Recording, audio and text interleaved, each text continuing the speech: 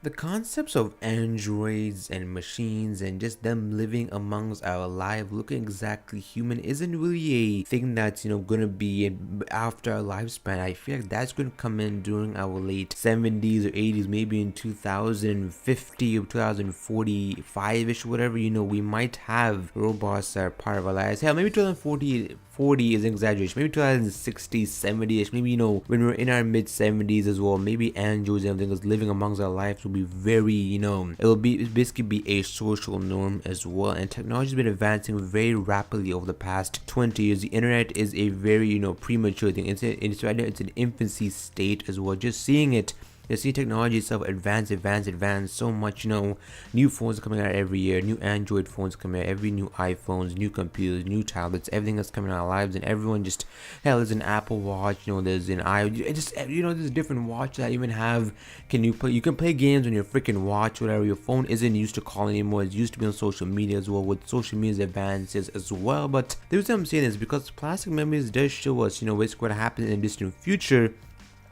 what might happen in our, lifespan. The fact these robots called grifters are basically amongst the life of the citizens, whatever. They're basically exactly like human. They basically are human, but they're basically made of machine, you could say. They're basically humans, but they're made of metal, basically. And the problem with this is the fact that, they have an expiration date, since technology really isn't good. And actual technology really isn't, good in general, because it does have these screw ups as well. But basically, all the robots or grifters are starting to screw up, whatever. And the SAI terminal, basically, the new worker called Sukasa, basically, he failed his college, exam. He's 18 years old, so his dad decided, put a recommendation to the SI Corporation, where they make these grifters, these robots. So he gets to go in and see, obviously, all the grifter robots, but his job is pretty depressing. Basically, he has to, terminate the program, because otherwise they might have some drawbacks. So on the episode 1 and 2, you gotta see what happens if you don't basically decide to put down the basically grifted robots. It's basically like putting down your dog or your cat if you do have pets as well, because they eventually will die as well. So basically the grifters do have the life expectancy span. They only last around 10 years or so. But the show, the first 2 episodes definitely did show us some very sad feels. Well, you're gonna have to expect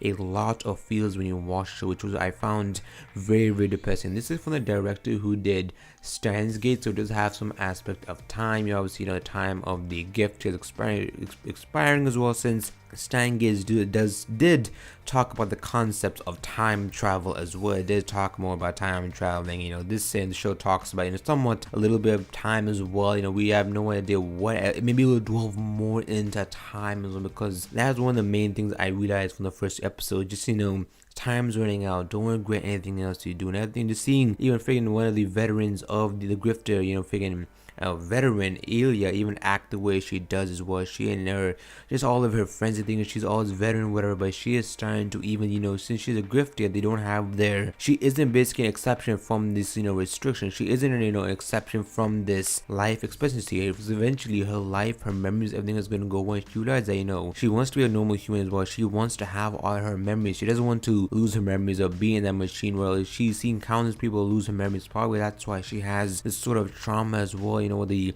lightheartedness of the animation, some silly faces, some sad, some tragic, just combines some comedy, then goes to drama. Episode 3 was more comedy as the ending was, episode 2 was more drama, episode 1 was drama as well. So they're trying to balance the drama and comedy out, which I definitely do like as well. So now it's not all Anohana feels, whatever. It's it's not all freaking dog and scissors type comedy. It isn't always comedy. It isn't always drama. It's always kind of a combination mix of the two, if you do know what I mean as well. Just, you should definitely watch the show. You should definitely watch the first 2 episodes for yourself and let yourself know, should I watch this show or not. So my recommendation would definitely be to watch the first 2 episodes of this show. I think you should definitely watch this season. It's going to be 13 episodes as well, and I just wish it was a lot longer. I thought it was going to be 24 episodes according to an article that I read, trying to get a summary of the first episode. Well, it's just very interesting to see all the grifters as well. Just the different people, obviously different type of grifters. Episode 1 was this basically little girl, whatever,